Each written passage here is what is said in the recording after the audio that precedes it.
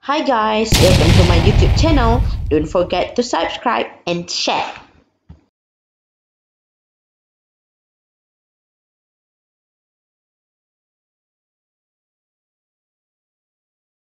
Hi, Assalamualaikum. So in this video, we're going to continue with the last kingdom, which is Kingdom Animalia. So unique characteristic for Kingdom Animalia. Okay, the first three is from Whittaker. First, Animalia is eukaryote, multicellular, and the feeding mode is holozoid. And most of Animalia is produced sexually. Most are capable for locomotion. Alright, so now before we go into classification of Animalia, first thing is we should know the criteria how the organism is classified under 9 phylum in kingdom Animalia. So first is about level of organization. So level of organization, either the organism is parazoa, which is with the animal without true tissue, means dia tak akan ada any layer, ectoderm, mesoderm, endoderm, any layer memang dia tak ada. And then eumetazoa means the animal with well defined tissue layer. Contohnya dia ada ectoderm, mesoderm, so itu menggambarkan dia adalah eumetazoa. Okay, since the organism is eumetazoa, means they have true tissue. So now kita nak tengok pula the true tissue tu in term of germ layer.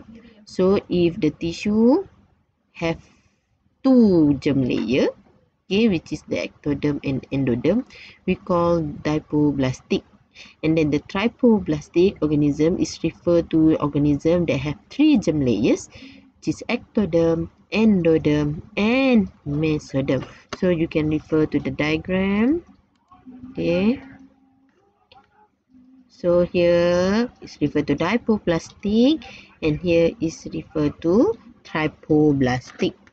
And then for the body plan, okay, have 3 types. Asymmetry means the animal that are irregular in shape, means kalau kita potonglah ikut mana sekalipun, we cannot get the identical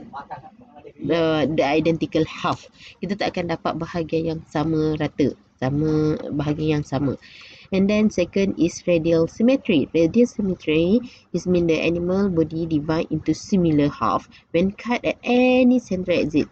So for example here, kalau kita potong kat sini, bahagian ni kita akan dapat 2 bahagian kiri dan kanan yang sama. Kalau kita potong dari arah sini pun, dari arah mana-mana pun, tetap kita akan dapat 2 bahagian yang sama. And then we have bilateral symmetry, animal with right and left half which are mirror image. So kita hanya ada satu axis saja yang dimana bila kita potong di situ, kita akan dapat 2 mirror image yang sama banyak. Tapi kalau kita potong kat sini, kita tak akan dapat mirror image dah. So maksudnya bilateral ni hanya satu bahagian di mana yang kita potong dan kita akan dapat betul-betul mirror image. Contohnya macam manusia sendirilah, bila kita potong betul-betul di bahagian pertengahan kepala antara kiri dan kanan, so kita akan dapat similar half. Okay, next types of body cavity, coelom. Okay, so body cavity ni kita panggil dia sebagai coelom. If the animal without body cavity, kita panggil dia sebagai acoelomate. So kita boleh nampak dia ada kat sini ectoderm, mesoderm, endoderm, tapi dia tak ada coelom. So this is referred to acoelomate.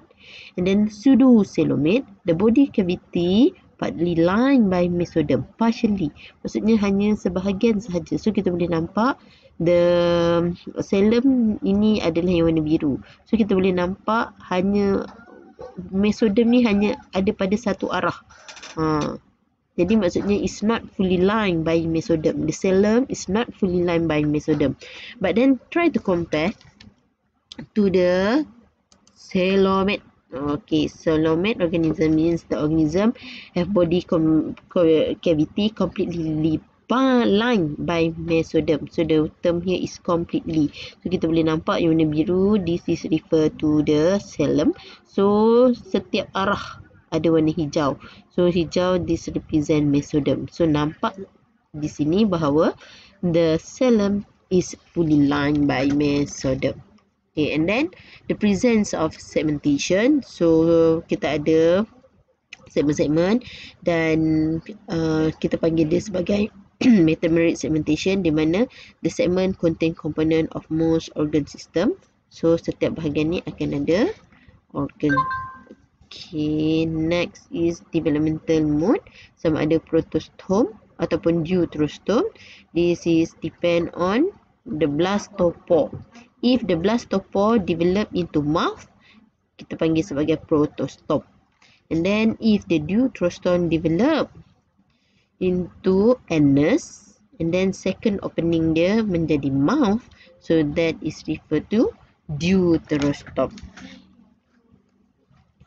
Alright, so based on the 1, 2, 3, 4, 5, 6 criteria, this is how the 9 phylum is being classified. So in terms of level of organization, we have Parazoa, Eumetazoa. Parazoa means the organism have no true tissue, no germ layer. So the organism, okay, called as Parazoa. And then the Parazoa show asymmetry, means they do not have bila kita potong mana-mana bahagian, dia tak akan bagi similar half. So the organism is classed under phylum Porifera. So if question asks you what is the characteristic of Porifera, you can say that Porifera is asymmetry, and then Porifera is Parazoa. Okay, next. Other than, okay, so other organism, okay, which have the true tissue, which have the germ layer, then the organism is called Eumetazoa. Then from this, the organism is being classified according to the body plan. Either the organism have radial symmetry or bilateral symmetry. So if the organism have radial symmetry, and then it has the two germ layer, which is ectoderm and mesoderm. Ectoderm. So the organism is classed under phylum Cnidaria. Okay, and then if the organism has bilateral symmetry and already have three germ layer, which is ectoderm, mesoderm, and endoderm. Okay, we're going to take a look at the types of xylem. Okay, either acylomate, pseudoxylomate, or xylomate. If organism show acylomate, means dia tak ada xylem, so the organism is classed under phylum Platyhelminthes. If the organism has the xylem which is not fully lined by mesoderm, so they are nematoda. And then for organism show xylomate, okay, organism which is xylomate. And then kita nak tengok pula kriteria number 5, which is the developmental mode, sama ada protostome or deuterostome. So for protostome have 3 phylum: Annelida, Arthropoda, Mollusca. And for deuterostome has Echinodermata and also Chordata. So total phylum is 9. 1, 2, 3, 4, 5, 6, 7, 8, 9. So kamu kena ingat nama semua ini, okey, mengikut turutan, sebab dia adalah berdasarkan complexity dan macam mana dia evolve. Okay, so Porifera is the most primitive, and then the Chordata is the most advanced phylum under kingdom Animalia.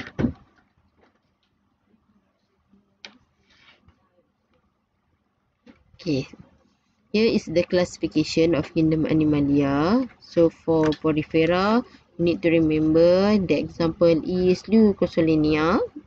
Okay, for phylum Cnidaria has 3 class: Hydrozoa, Scyphozoa, Anthozoa. Okay, and then for Platyhelminthes have 3 class: Testoda, Nematoda, Tubularia.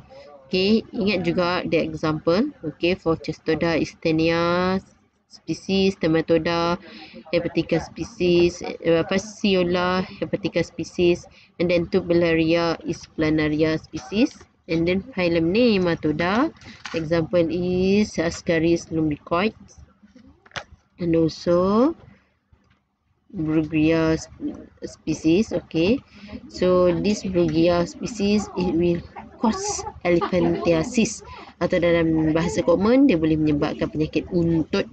Dan phylum Annelida ada 3 kelas, ada Oligochaeta, Polychaeta dengan Hydrodinia. Okay, phylum Arthropoda have Crustacea, Ciliopoda, Diplopoda, Insecta, Arachnida, and Meristomata. Okay, kau boleh hafal the example. And then the phylum Mollusca ada 3 kelas, Gastropoda, Cephalopoda, Bivalvia.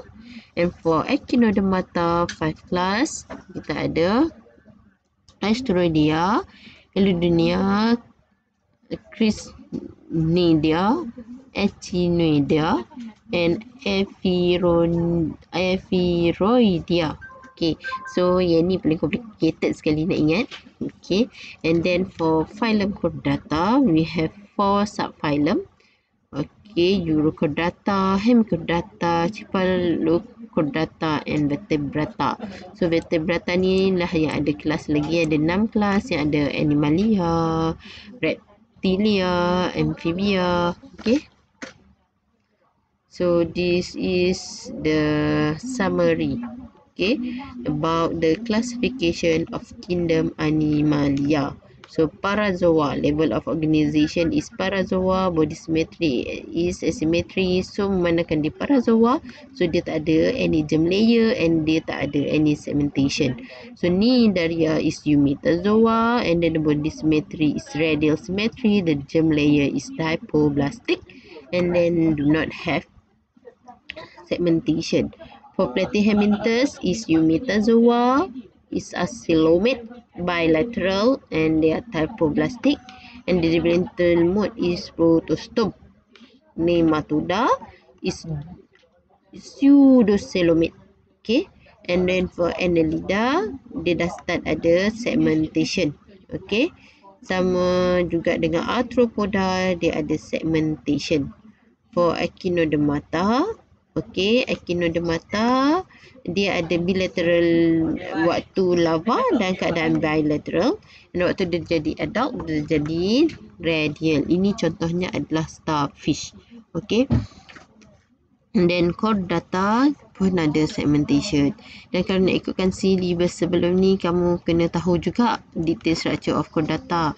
Contohnya Chordata dia akan ada pharyngeal slit, dia akan ada dorsal-hollow-nerve cord. Kalau macam Mollusca ni dia ada dia punya structure yang dipanggil sebagai mesti ada shell, mesti ada mantle. Tapi yalah, since tak masuk PSPM, saya rasa kamu tak perlu nak stress sangat lah pasal all the detail structure. So I think that is the most important thing to know about kingdom Animalia. Bye.